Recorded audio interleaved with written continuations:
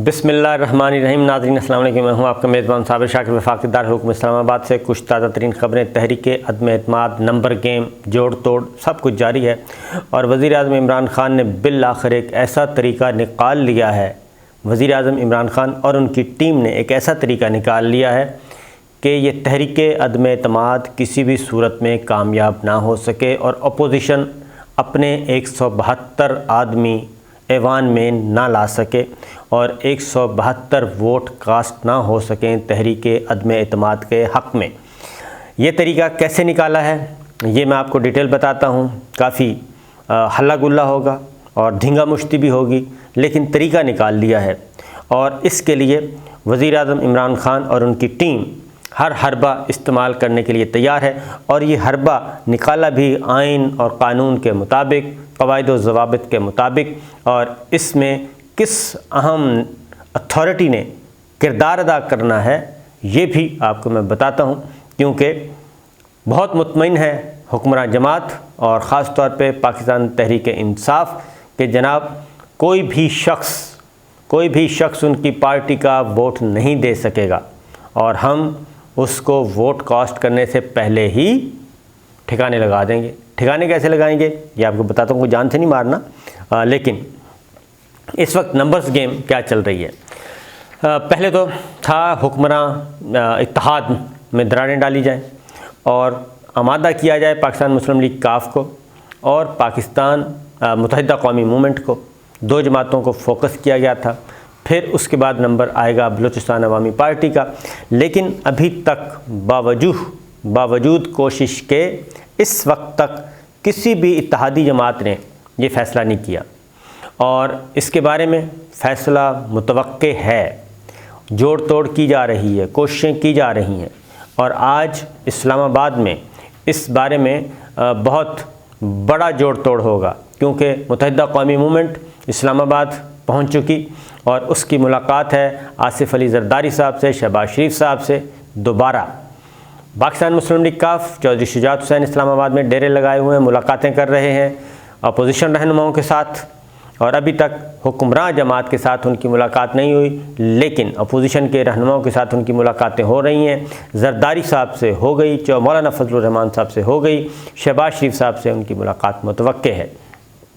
जबकि चौधरी परवेज़ इलाही साहब भी इस्लामाबाद पहुंच चुके हैं और उनके पास उनकी जेब में क्या है, उनकी जेब में है अलीम और तरीन ग्रुप, अलीम ख़ान एंड तरीन ग्रुप की हिमायत। क्योंकि अलीम ख़ान तरीन ग्रुप ने जो मुलाकात की चौधरी परवेज़ इलाही साहब से, उन्होंने कहा कि अब हम आइंदा मिलकर चलेंगे और मिलकर तय करेंगे सियासी सफ़र, सियासी फ़ैसले मिलकर करेंगे।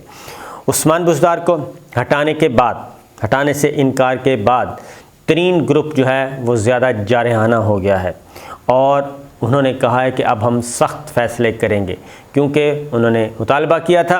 वज़ीर आज़म इमरान ख़ान तक ये मुतालबा पहुंच चुका।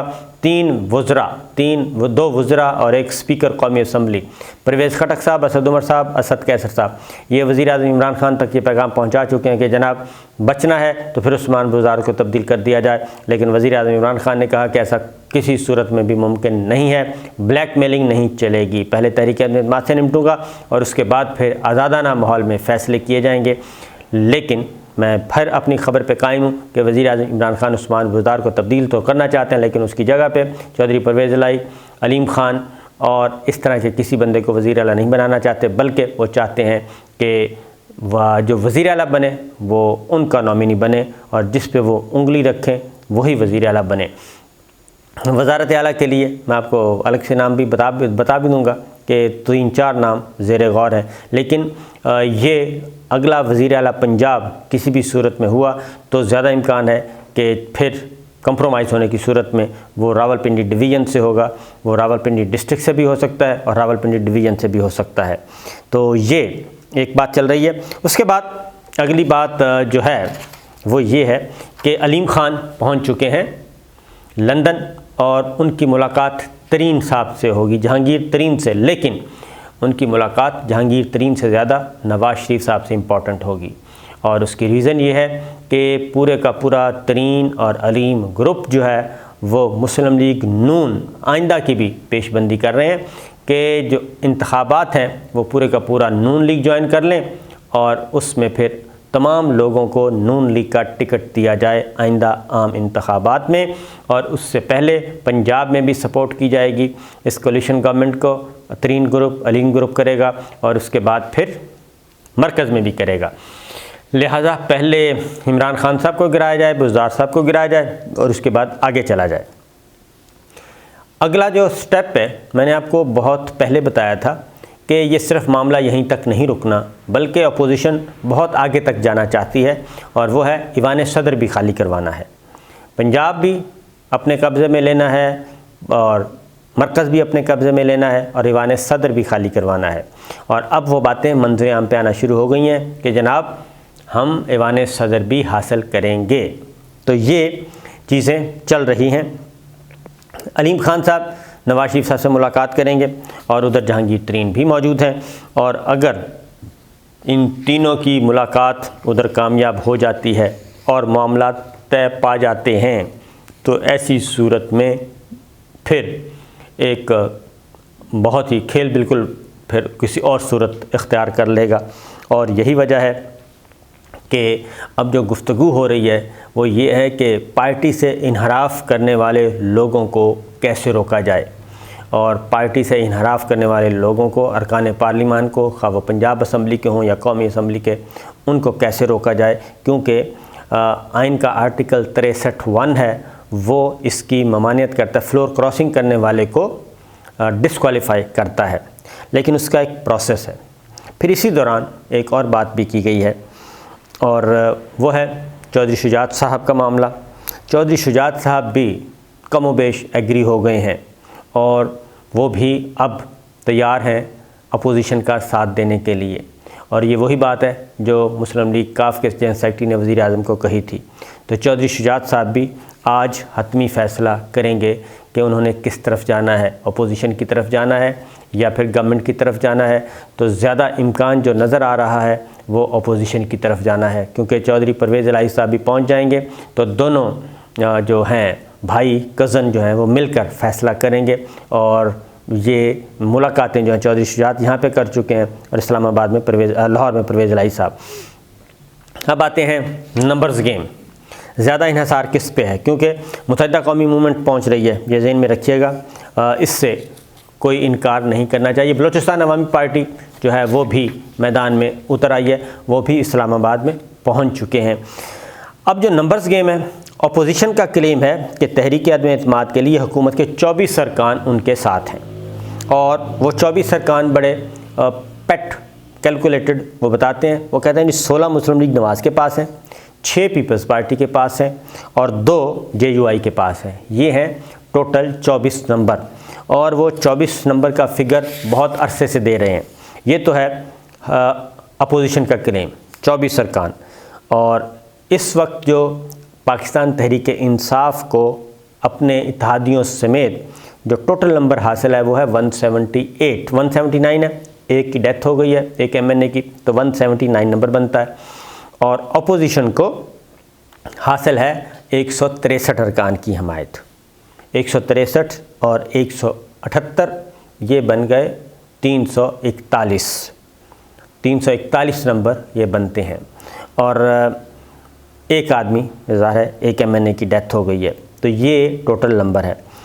इसमें हुकूमत को 17 वोटों की बर्तरी हासिल है नंबर गेम में, हुकूमत कहती है। लेकिन ये 179 जो है, 179 में से सिर्फ 7 नंबर ज़्यादा हैं टोटल, जबकि अपोजिशन कहती है कि उनके नंबर्स जो हैं वो 24 अरकान की उनको हमायत हासिल है। लिहाजा नंबर गेम में उनकी बर्तरी बहुत ज़्यादा है। और अपोजिशन की जानिब से कहा जाता है कि हुकूमती इत्तेहादी जमातें मुस्लिम लीग काफ, MQM और बलूचिस्तान अवामी पार्टी से भी राब्ते किए जा रहे हैं। लेकिन अभी तक ये ज़हन में रखिएगा किसी ने भी खुलकर हमायत का ऐलान नहीं किया। लेकिन टर्निंग पॉइंट आने वाला है और उसमें अब इत्तेहादी जमातें जो हैं वो भी अपना क्लियर पोजीशन लेने का ऐलान करने वाली हैं। वो ऐलान करने वाली हैं और अगले 24 से 48 घंटों में इत्तेहादी जमातें भी अपनी पोजीशन क्लियर कर देंगी।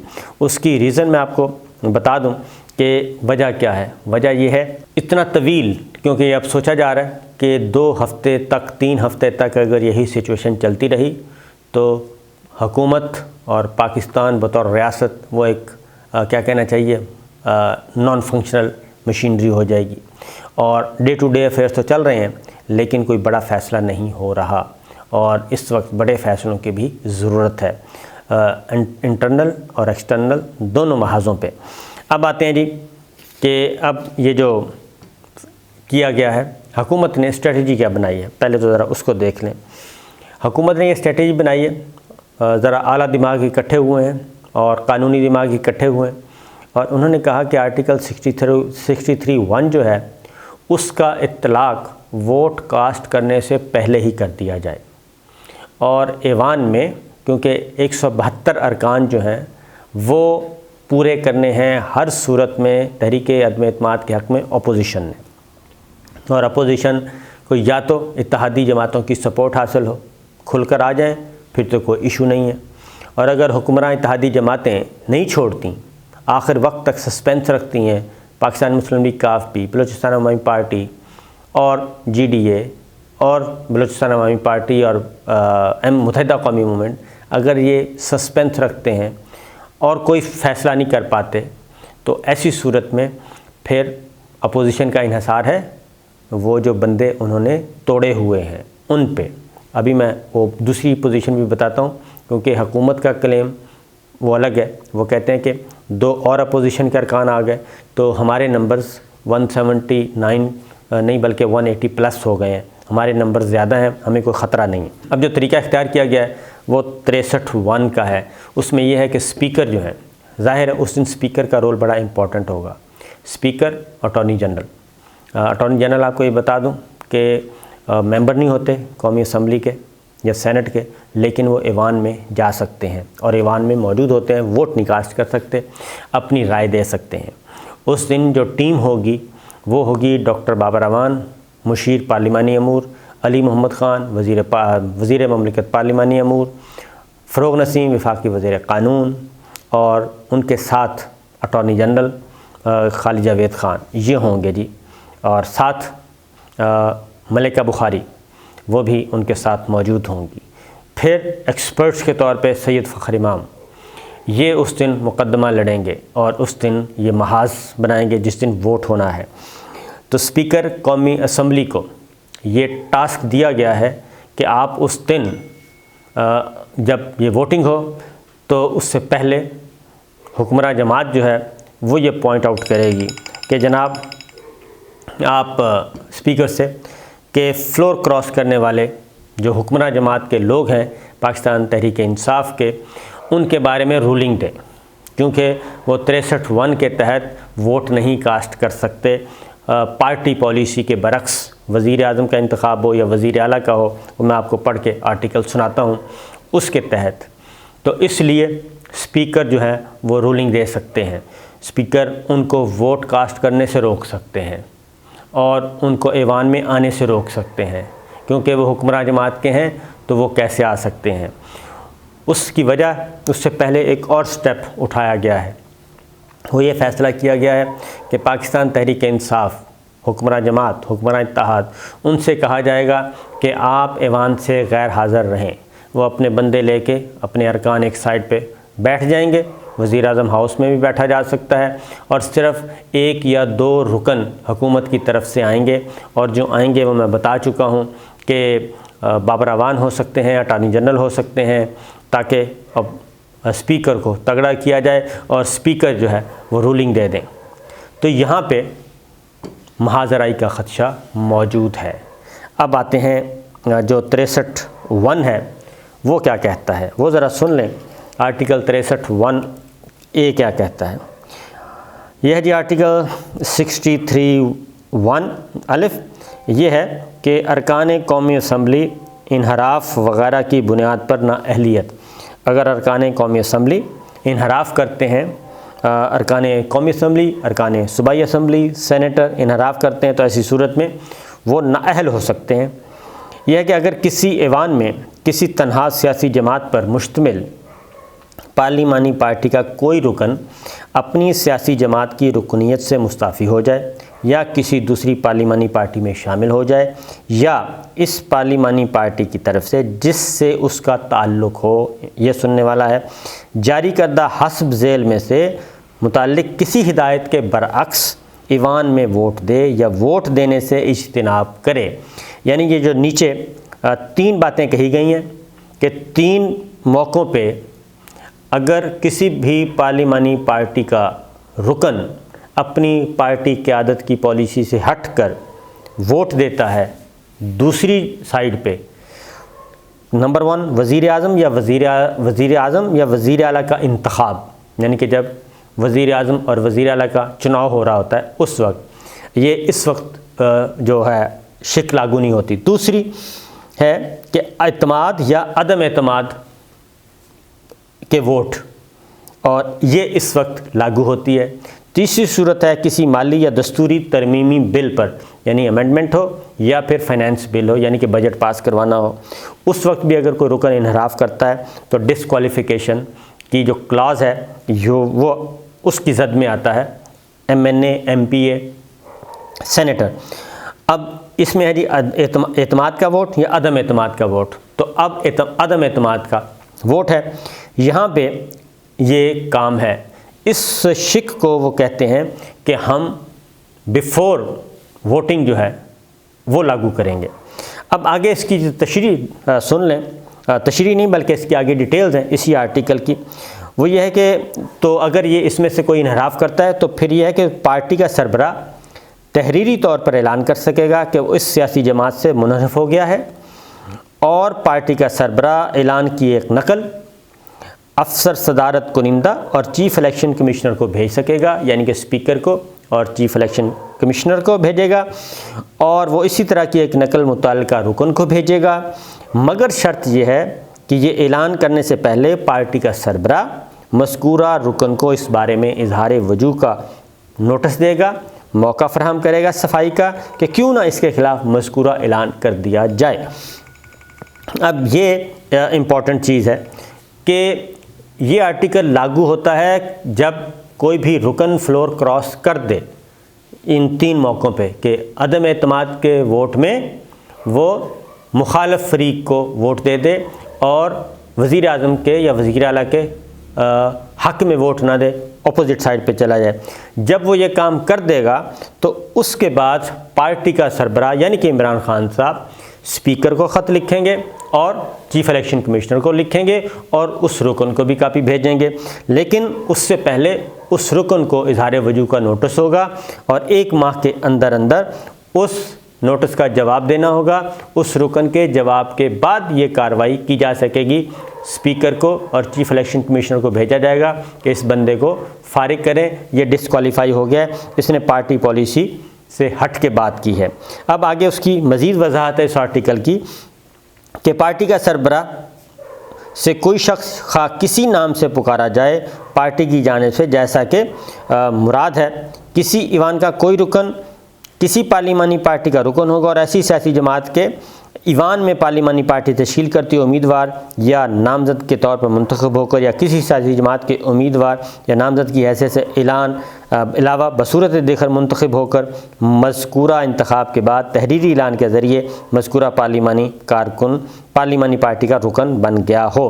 तो ये चीज़ें हैं जी मौजूद। और इसके बाद शिक अलिफ जो है वो कहती है कि शिक अलिफ के तहत ऐलान की वसूली पर ईवान का अफसर यानी कि स्पीकर और जो भी उस दिन सदारत करेगा स्पीकर 2 दिन के अंदर ऐलान चीफ़ इलेक्शन कमीशन को भेज देगा और अगर ऐसा करने में नाकाम हो जाए तो ये मुतसव्वर किया जाएगा, इसने निसार कर दिया है जो ऐलान को इलेक्शन कमीशन के सामने इसके बारे में चीफ़ इलेक्शन कमिश्नर की तरफ से इसकी वसूली के 30 दिन के अंदर ऐलान की तौसीक करते हुए इसके बरस इसके फ़ैसले के लिए रखेगा। तो ये नशिस्त जैसे ही चीफ़ इलेक्शन कमीशन ऐलान की तौसीक कर दे तो शिक 1 के तहत मज़कूरा रुकन ईवान का रुकन नहीं रहेगा और इसकी नशिस्त खाली हो जाएगी। तो ये आइनी और कानूनी जंग है, लेकिन इसमें मुसीबत ये है कि ये आर्टिकल 63(1)(a) डिस्क्वालिफ़िकेशन का ये लागू होगा वोट कास्ट होने के बाद और उसके बाद ये साबित भी करना पड़ेगा कि इसने वोट कास्ट किया है, उसको मौका भी देना पड़ेगा। तो लिहाजा ये गेम ऑन है और काफ़ी सीरियस है। तो देखते हैं क्या होता है। इजाज़त दीजिए, अल्लाह हाफ़िज़।